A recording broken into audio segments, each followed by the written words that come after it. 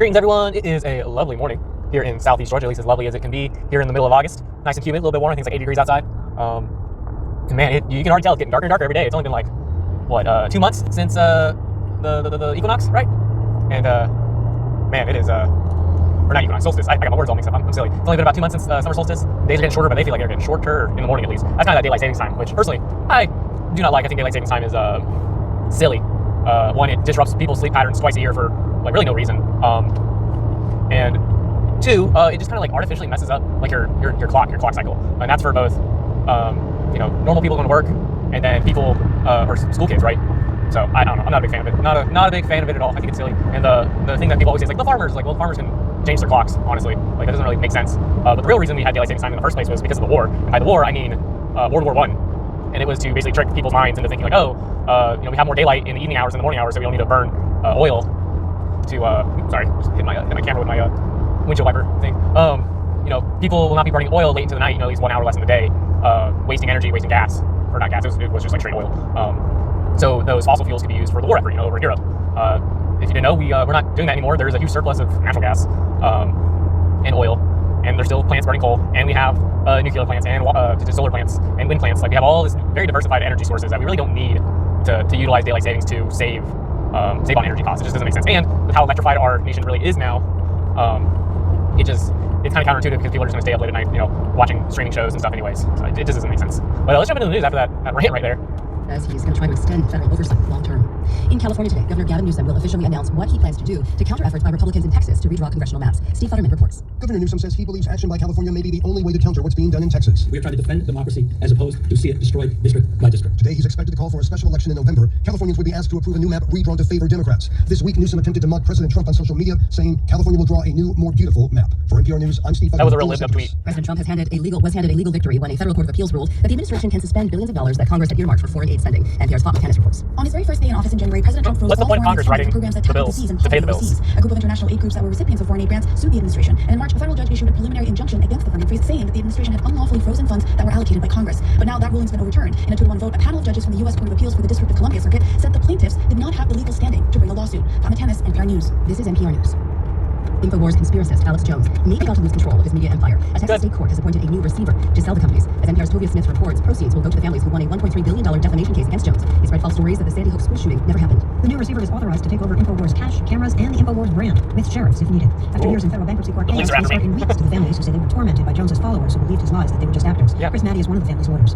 Alex Jones has had this justice coming for a long time, and through many twists and turns, families are finally holding Alex Jones accountable for years of harm. Maddy says the move could also mean the satirical site The Onion will buy InfoWars. Jones's lawyers did not. That's what I'm hoping for. I remember that was Jones blamed on his show. that was reported on a while back that The Onion was going to buy InfoWars, but it got held up in court. This week from cancer at the age of 60. Actor Danielle Spencer played Dee in the 1970s sitcom. She was Raj's very funny, feisty teenage little sister who left it down. Dee also liked the roast her Big Brother's friends Dwayne and Rerun, set in Los Angeles. What's Happening was one of the first shows on TV about the lives of black teenagers. Danielle Spencer later became a doctor and veterinarian. She died at a hospital in Richmond, Virginia. I'm Kristen Ryan. This is NPR News from Washington. Support for NPR comes from NPR stations. Other contributors include the Science Man, it's getting crunchy so early today. supporting advances in Jesus science, Christ. education, and the arts towards a fairer, more just, and civil society. More information is available at SciStemsFoundation.org. President Trump loves to make a deal. Can he make one with Vladimir Putin for a ceasefire in Ukraine? And can it happen without Ukraine at the table? To the good, No. for the good of Ukraine. Good stuff, not bad stuff. Also, some bad stuff. Good stuff, not bad stuff. Also some bad stuff. What? For led by a crazy man going senile. Join us for All Things Considered with Peter Biello this afternoon. Why do we have to have old, shitty people lead us? This is Morning Edition on GPB. I'm Pamela Kirkland. Thanks for starting your morning with me and GPB. Good morning, Mr. Just ahead on the program, a new Gallup poll finds that Americans say they're drinking less. NPR takes a look at what's driving the trend and which groups are consuming less alcohol. We'll have more on the story coming up in about 15 minutes right here on Morning Edition. You're listening to Georgia Public Broadcasting. Probably won't get to that one today, but that's a good thing to hear. Support for GPB's programs comes from our listeners. Alcohol can be fun. I mean, I've homebrewed before, so I've made like beers and meads and wines before. Mostly a fan of meads and then like making stouts, but stuff is not good for you. A lot of sugar, and the alcohol itself, the ethanol, right, it's not good for your liver. And then when it comes to like working out, it's been shown to really just slow down muscle growth and recovery. So it's not even good for that either. It's like a once or twice on a weekend thing, and by once or twice I mean like a drink once or twice. Does in an effort to get closer to a peace deal. The fighting in Ukraine is still going on. In a few minutes, we'll speak with the former director of the U.S. National Security Council, Alexander Vindman, about what, if anything, Ukraine can do to influence what happens at that meeting. But first, we'll look at the latest from the battlefield. Russian attacks have been escalating in recent days. And Greg Myrie is in Ukraine's capital, Kyiv, and joins me now to talk about that fighting. Good morning, Greg. Hi, Layla. So what do we know about the fighting right now as these two leaders head into the summit? Well, it's not letting up. This week, a small number of Russian troops slipped through Ukraine's defensive lines on the main battlefront in the east, near the town of Pokrovsk. Ukraine's military says it's tracking down these Russians and stabilizing the area. It notes that the Russian forces are operating in small groups of about a dozen or so fighters and don't have sufficient numbers to really hold territory. Now, this is just one town, largely reduced to rubble, but it says a lot about the larger war. Russia has tried to take Pokrovsk for more than a year. I recall last August when the Russians advanced to within 10 miles. They've now surrounded it on 3 sides, but still haven't reached Pokrovsk. And this is a familiar scenario, a large Russian force making incremental gains and suffering huge casualties while Ukraine tries to hold the line. Okay, so that's a look at the ground war. What about the air war? Yeah, the new development here is Russia is unleashing waves of drones on most nights. Until this year, they fire off maybe a couple dozen a night. In July, Russia added more than 200 drones a night, many at civilian targets. Ukraine really has to scramble to put up a wide range of defenses. Here's Air Force spokesman Yuri Anat. So he says Ukraine is destroying these incoming drones with helicopters, fighter jets, electronic jamming, machine guns, missiles fired from the ground, but some Russian drones still get through. Now, I should add that Ukraine is also on the offensive with its own drones. It strikes deep inside Russia at oil refineries and railway stations. It's targeting the Russian transportation network that's used to send ammunition and supplies to its troops. Does Ukraine have enough weapons to sustain The radio so crunchy. I'm sorry, guys. President Volodymyr Zelensky said Ukraine needs more help when he offered a battlefield assessment this week. He said Ukraine still has the edge when it comes to drones, but Russia has a huge advantage in artillery. Now, he also spoke about casualties, which neither side discusses very often. He said Monday, for example, was fairly typical. Russian forces suffered nearly 1,000 dead, wounded, and captured. Ukraine had a total of 340 in these combined categories. He said those casualty figures and the ratio, with Russia losing about 3 times as many troops as Ukraine, tends to be the norm. Okay, and it looks like Ukraine is not going to be part of the Friday's meeting. Does the leadership there expect this summit between the U.S. and Russia will lead to any changes in this war? You know, the short answer is no, Layla. While there's talk of a possible ceasefire, Zelensky says Putin shows no sign of preparing for a truce. Zelensky met commanders this week, and they say Russia appears to be preparing for expanded military operations. The Ukrainians say Putin may offer some concession at the summit, perhaps a partial ceasefire for a limited period of time, but they fear they'll probably still have fighting go on, even though they're just a bystander at the summit. That's NPR. It'll be like an Sure thing, Layla. Israeli-Lebanon was not invited to the summit in Alaska, where Trump officials are calling a listening session. President Volodymyr Zelensky was aggressive force Russia will continue to bomb, continue to have airstrikes, and continue to as the director for European Affairs at the U.S. National Security Council during the first Trump administration. He's also a retired lieutenant colonel in the U.S. Army. Good morning, Lieutenant Colonel. Thanks for joining us once again. Thank you. So obviously we don't know what tomorrow's meeting between Trump and Putin is going to produce, if anything. But what are the options for Ukraine right now? Ukraine doesn't have many options like it throughout the entirety of the Trump administration. Their playbook has been to exercise their somewhat limited influence directly over the administration in their conversations. That's been fraught at times, if we recall the chaos of the Oval Office meeting. Some of that's been repaired in subsequent meetings. Because Zelensky is desperate. Supporters and backers in Congress, and the European Union is so just servile to the American state. Ability to defend themselves. Lindsey Graham, for instance, is a supporter, but he won't do so publicly. My turn's taking well. That's good. At least it's go before I have to turn.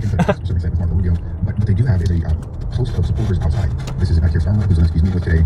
This is President Macron, the French. This is all of their allies that understand that it's in their own security interest to help bolster U.S. support for Ukraine and keep the U.S. engaged and make sure that the Trump administration doesn't get away the farm in this upcoming summit. So that's the primary way, and trying to counsel the Trump administration with their knowledge of how Russia negotiates, that nothing can be taken at face value, to be very cautious as their approach. So some of the issues on the table that people may have heard about, war and Europe keep fighting, negotiate a peace that freezes the current land gains that each side has made, some kind of land swap. Trump has talked about that. President Zelensky has made clear on several occasions that he rejects any type of land swap with Russia. But given the reality of the war and given what seems to be President Trump's disposition, is this position really sustainable in the long run? It's certainly sustainable for the near future. Months through the year, probably into next year. The Ukrainians do have resources. They produce somewhere on the order of about 60% of what they need. The Europeans will continue to support them. The promised sale of weapons to Ukraine, unless that's halted, will continue to sustain them. The battlefield dynamics, these losses, are hard. All right, a little too crunchy even for me. This Ukraine summit. This is really just a Russian-American summit up in Alaska, right? Up on that joint base. It's going to be a joke, honestly. I think it's going to lead to either nothing, because Trump is a terrible negotiator when it comes to the world stage. And, I mean, is he really that good of a business leader when you bankrupt 7 companies? Whatever. Or file bankruptcy 7 times. But he's either going to make a terrible deal, not even a deal, just a terrible deal, a terrible agreement with Russia that's going to give up way too much that the Ukrainian government and the Ukrainian people are not going to stand for it, or at least not a majority.